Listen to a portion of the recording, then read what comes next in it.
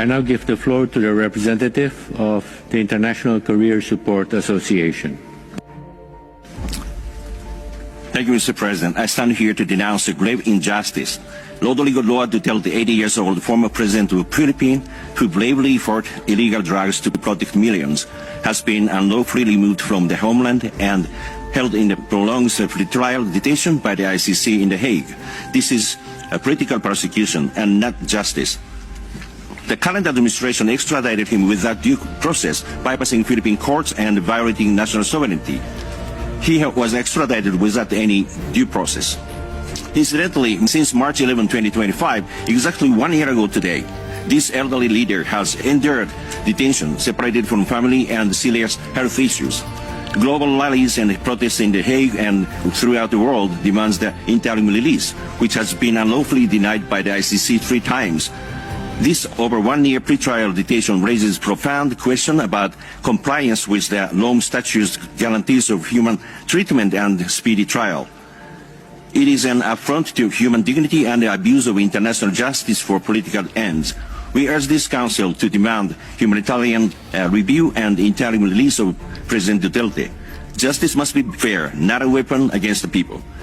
The majority of the Filipino voice will not be silenced and depressed. Thank you very much. Mga kababayang nag-iisip at kumbaga ay pinag-aaralan ng mga sitwasyong ito, alam nila, Sen, alam nila kung saan papunta itong mangyayari sa ating bansa sa usapin ng flood control anomaly. Ay, kaya lang ang tanong dito, Sen, ay kung ganyan na ayaw kumilos ng mga dapat kumikilos para umusad ang Hindi, kumikilos naman sila eh. Oo. Kumikilos sila. Depende lang kung Pabaligtad. Pabaliktad. palihis. Hindi pagpunta sa ebidensya. Palayo eh. Kung hindi pagbura sa ebidensya, Oo. paatras. Ay, ano mangyayari, Sen? Ano ang magiging... Baka tapos sasabihin niya, payag ako. Ayun naman pa pala, oh. Narinig niyo naman, pumayag eh. Pero ibinulong niya. Nahihiya pa siya nung sabihin eh. Sabi ni Majority Leader, binulong po niya sa akin. Opo. Yes. O di okay, di ba? Payag na siya na lahat ng binanggit ko sa aking privilege fees na nilampasan niya, kasama na yung 18, payag na siya. Na mag-open uli ng investigasyon at ipatawag lahat ito. So ang tanong ko, kailan? O yan na naman. Hindi kaya lang, Sen, kinabukasan yata. Gumawa na naman ng dahilan. Bumawi nga. Oo, bumawi eh. Pero ngayon daw may latest, sabi, mukhang itutuloy na, Nelson. Ganun ba? Patatawag. Ang tanong na lang kung kailan, ayun nga, ang sa pantaha daw ng iba, baka December 25. Malamang nga. May hearing ba in December? Anong year? Yun pa. Yun lang. Kasi kung ganito mangyayari sa'yo, kung talaga ibibinbin nila, sabi nyo nga, ang taong bayan sa bandang huli, ang main arbiter, taong bayan ang magsasabi sa palatuntunang sa ganang mamamayan, alam talaga nila. Diba? Kung saan papunta itong bagay na ito. Akala ko nga, sasagutin niya yung aking mga pinagsasabi sa aking privilege speech. Ang ginawa niya, pinagpupukul ako. Yun. Marami naman ho ang nakapansin Sen na kumbaga ay at least kayo focus sa hindi sa mga bagay na personal, kundi focus sa... Hindi naman ako ang importante rito. Ba't akong pupukulin mo, di ba? Ang importante rito, yung issue na gustong malaman ng taong bayan. Yun ang concern ng lahat eh. Diretsuhin mo doon. Huwag kang magbabaka sakali na ikurba kahit konti. Diretsuhin mo doon. Dahil yung tao doon nakatutok. Akala ko nga Sen, ako habang nanonood, nung nag-privilege si Chairman, akala ko susunod kayo eh. Doon sa kanyang gustong naratibo eh. Nung tumindig kayo, mabuti na lamang hindi kayo sumunod sa ganong naratibo, Sen. Kasi sabi nyo nga, hindi naman kayong importante kahit anong personal na ibato sa inyo, wala tayong mareresolbang kaso. Di ba? Kasi eksipin mo, pag tayo niya nung ikang impeachment, ganito. Ba't tayo napunta sa impeachment? Doon daw pala nagsimula sama ng loob ninyo eh. Pagkatapos pinakita niya yung nakikipagbakbakan ako doon sa House of Representatives. Opo. Di ba? Parliamentary courtesy. Opo. Yung yung tradisyon. Opo. You may not like the bio. Yun, tama. Pagkatapos, Chinador na naman ako. Maka-China daw ako.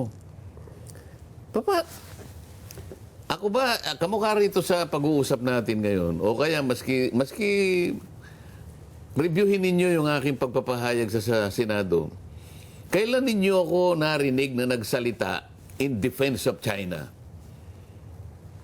Aha. Sino kaya ang pupwedeng tumestigo na meron akong sinabi na ang ibig ko sabihin ay dinidepensa ko ang China?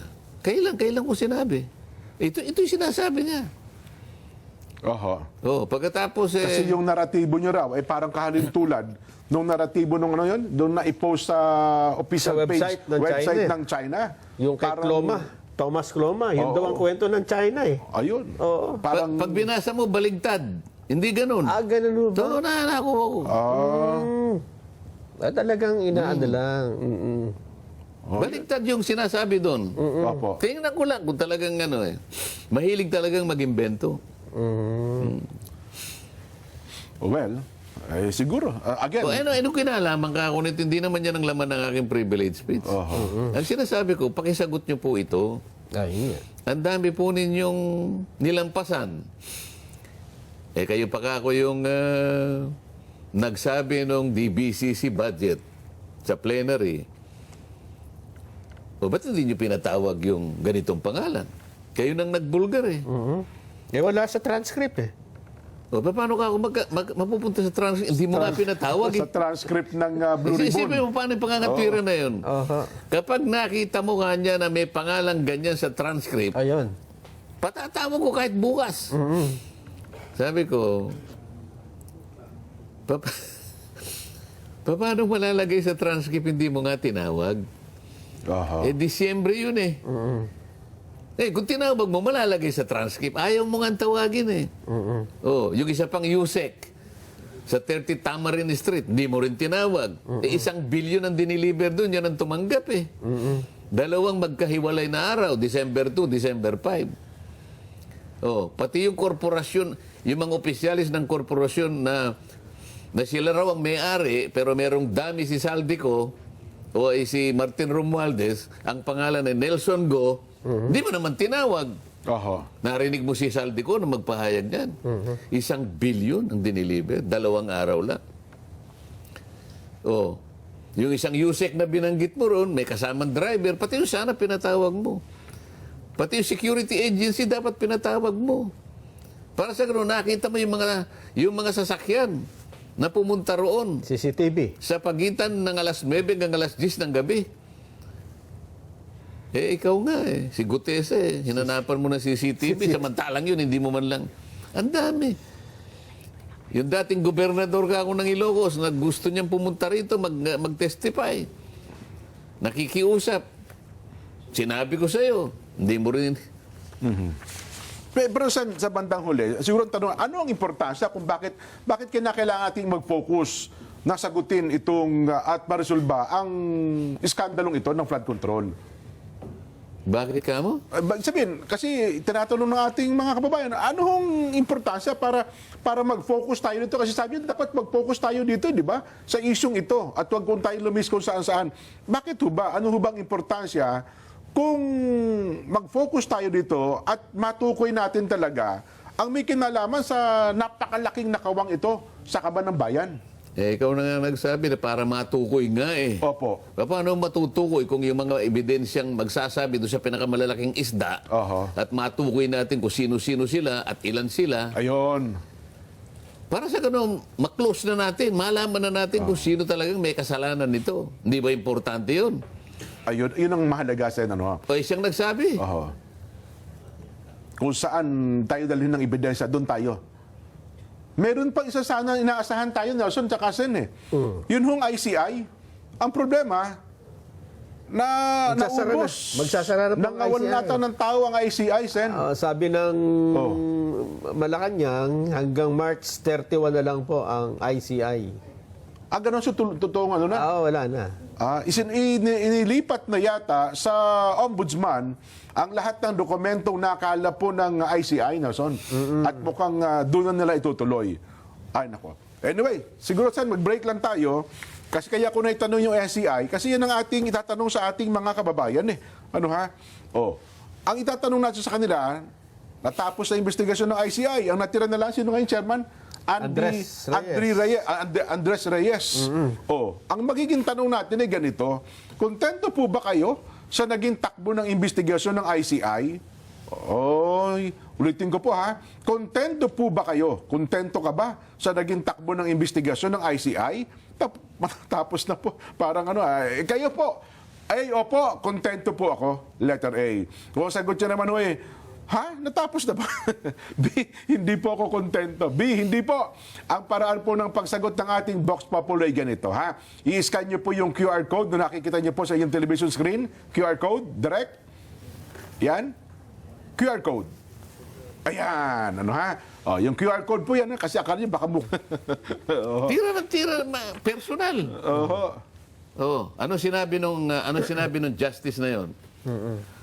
The lowest. Sabi niya, how do you rate Senator Marcoleta as a lawyer? Walang kagatol-gatol eh. Senator Marcoleta belongs to the lowest rank of lawyers. Sumagot ba itong senador na ito? Your Honor, Sinabi ba niya? Dapat itama naman natin, kasama namin sa Senado yan eh. Your Parang Honor, ganun. wag naman ganun. Alam ko mababang klase lang siyang abogado. Pero wag mo naman gaganunin, di ba? Dapat sana. Wala naman yata sa code ninyo yung ganun eh. Nakita mo yung double standard? Alin ang mas masakit? Isip-isipin mo. Ba't nagagalit ba ako? Kung yung tingin niya sa akin, akong pinakamababa ka. Ako tatanggapin ko na. Yun Kung ang ang tingin, paningin niya eh. kung ang tingin niyo sa Tayo akin, niya ako na ang pinakamababang lawyer, okay lang sa akin yun. Di ba? Ginamit Ang sinasabi ko lang sa kanila, wala naman kayong karapatang sabihin pa yan. Ayan. Nakakaintindihan na tayo. Kaya siguro kayo ang pinakamagaling. Ako ay siguro yung pinakamababa. Okay na tayo. Pero wag nyo namang... nagsalita ba yun? Wala. Yan sinasabi ko. Totoo sin, ginamit pa nga doon sa privilege speech ng isang araw. Ay, di ba? ganun nga. Palagi nilang anong tawag dito? Pinangangalandakan. Pinangangalandakan sa Yan. tao. Wala naman sa akin yun eh. Kung yun po ang pagkakaalam nila sa akin, sabi ko naman okay lang, di ba? Akala kasi nila sin, mapipikon kayo sa ganun. Hindi nila alam. Sa tagal natin nagpo-programa dito, marami nang gustong pumikon sa iyo. Hindi kayo napikon. Malalaman lang naman Di ba? ang tao makakaalam eh. Di ba? Mapipikon lang si Sen pag dinaya mo sa chess eh. Pag tinago mo yung phone. Doon tayo magkakagulo na tayo doon. Ay, nako. Ang tanong natin ay kontento ka ba sa naging takbo ng investigasyon ng ICI? Sabi ng ating mga reactors, hocus-pocus lang. Resulta niyan, Rolando Baguisa, Punturin, Valenzuela. Hindi po ako kontento. Hindi po natukoy ang mastermind sa korupsyon ng flood control. Nelson Dadan, Imus Cavite. Hindi po kasi hindi po malaking isda ang pinoprotektahan nila. Reynaldo Mangulabnan, Yuen Long, Hong Kong. Hindi po. Ginawa lang po nilang pangpabagal ng investigasyon para di makarating agad sa mastermind. Kababi ng Bulacan. Hindi po kontento, parang wala naman po nangyari. Just Vlog. Oy, Kuya Just Vlog ng La Union, kamusta po kayo, ha? Hindi po ako kontento. Mas dumami pa nga ang tanong na hindi masagot-sagot. Chris Larcena, Bagumbong, Caloocan. It's a waste lang po yan. Walang kwenta ICI. Nagsasayang lang ng pondo. Wala naman talaga pakinabang sa bayan. Kishi, Japan. Hindi po. Nag-aksya lang tayo ng pondo sa ICI na yan. Albert Villaray ng Maynila. Hindi po. Di nga po maramdaman eh. Roger Bares, Valenzuela City. Hindi po. Ricaport ko ng Bohol. Ayun. Babatiin na. Sige. Sen, binabati kayo ng mga taga-distrito ng Spain. Oy. Happy, Friday. Mula kay Kuya Patrick De La Rosa. Kay si Kuya Patrick de la Rosa ng Taga Madrid. Opo. Madrid, Spain. San? Sa lahat po ng mabati sa akin, Vaya con Dios. Ayan. Ay. Madrid eh. Opo. Gusto nyo lagyan ko ng tono? Kasi yung ibang pagka Latin America, iba eh. Iba. Ano ba yung salamat sa ibang... Hindi ko po alam. Ang alam ko lang, natatanda ko lagi, si Padre. Latin yun. Si Padre. Baya ko Diyos. Ano ha? Ito pa, sa ganang mamamayan, watching po mula sa Hong Kong. Ayun, Feather and Bone Grill, mula po kay Miss Lloyda Plomantes.